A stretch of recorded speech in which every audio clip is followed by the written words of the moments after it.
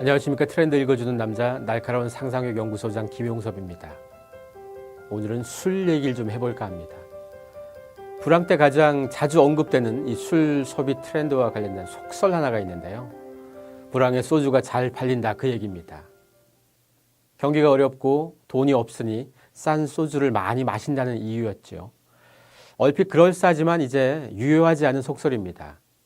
몇 년간 불황의 골은 더 깊어졌지만 소주 시장은 성장세가 둔화되었습니다. 속설로만 보자면 지금 소주 시장이 엄청 커져야 하는데 현실에선 소주업계 1위 업체도 희망퇴직을 받는 등 불황 여파는 소주업계도 예외가 아닙니다. 심지어 술집도 줄어들고 있습니다. 국세청의 생활밀접업종 사업자 현황을 보면요. 2017년 1월 기준 전국의 일반 주점 사업자가 55,761명인데요. 이게 1년 전 59,361명보다 6.1%가 감소한 겁니다. 1년 만에 3,600개 정도가 감소한 걸로요. 하루 평균 10곳가량이 폐업한 겁니다. 17개 시도별로 보면 울산에서 술집이 전년 대비 10.9%가 줄어서 감소폭이 가장 컸습니다. 인천에서 10.1%, 서울에서 7.8%가 줄어든 겁니다. 특별시, 광역시를 중심으로 감소세가 두드러진 건데요. 울산은 경기 하락의 영향도 분명히 있습니다만 특별시, 광역시, 사실 이런 큰 도시가 1인 가구 비율이 가장 높다는 점을 우리가 주목해 볼 필요가 있습니다.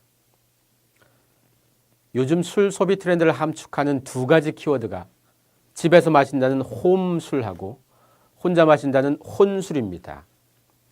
이 두 가지는 1인 가구 증가와 20, 30대들의 술 문화와 관련이 있습니다.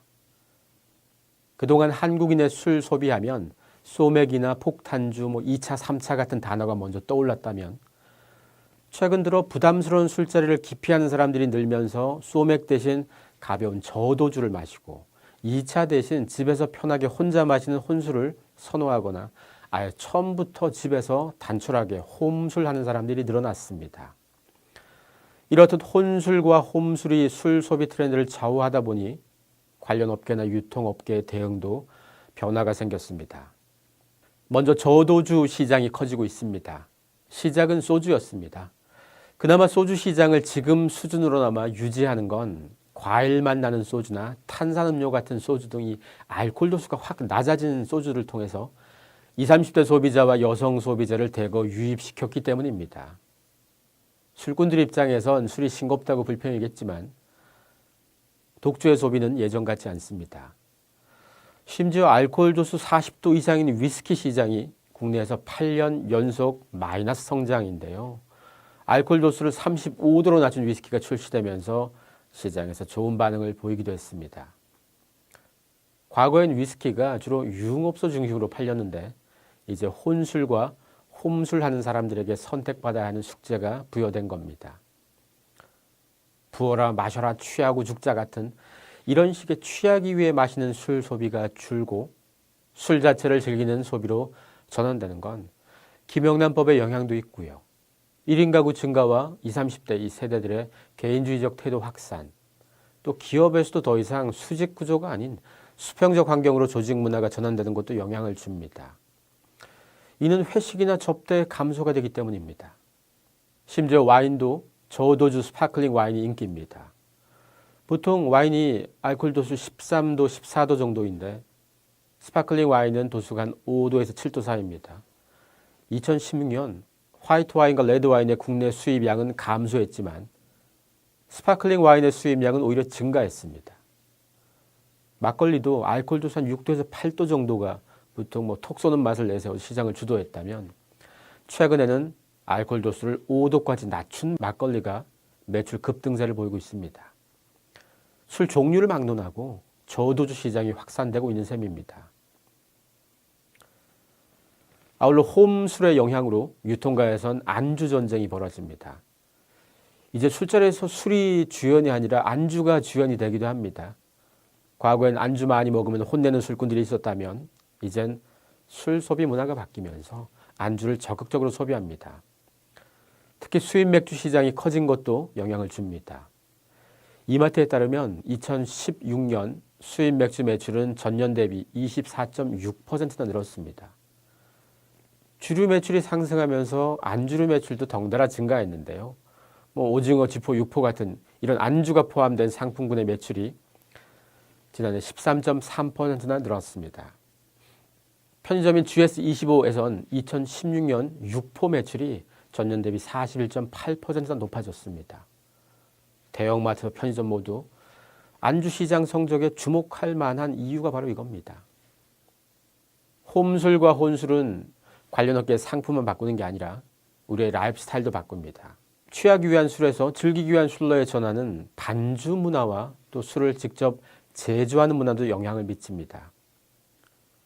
식품의약청 안전처의 2016년 상반기 주류 소비 섭취 실태 조사에 따르면 폭탄주를 경험한 사람의 비율이 2013년 조사 때에 비해서 2016년이 55.8%에서 45.7%로 크게 줄어들었습니다.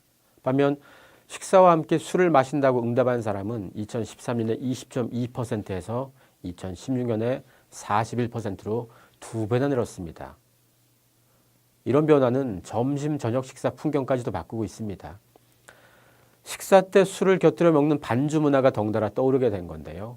사실 반주 문화는 통일신라 때부터 그 기록을 찾을 수 있을 만큼 한국의 전통적인 술 문화였다가 일제시대 때 명맥이 끊긴 문화입니다.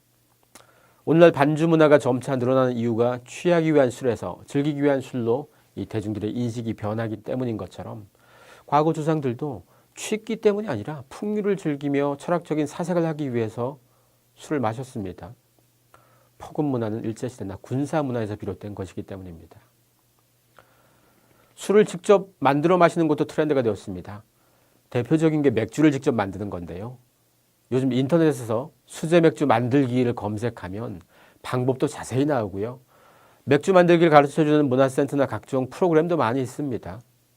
수제 맥주 키트를 팔기도 해서 혼자서 직접 만들 수도 있고요.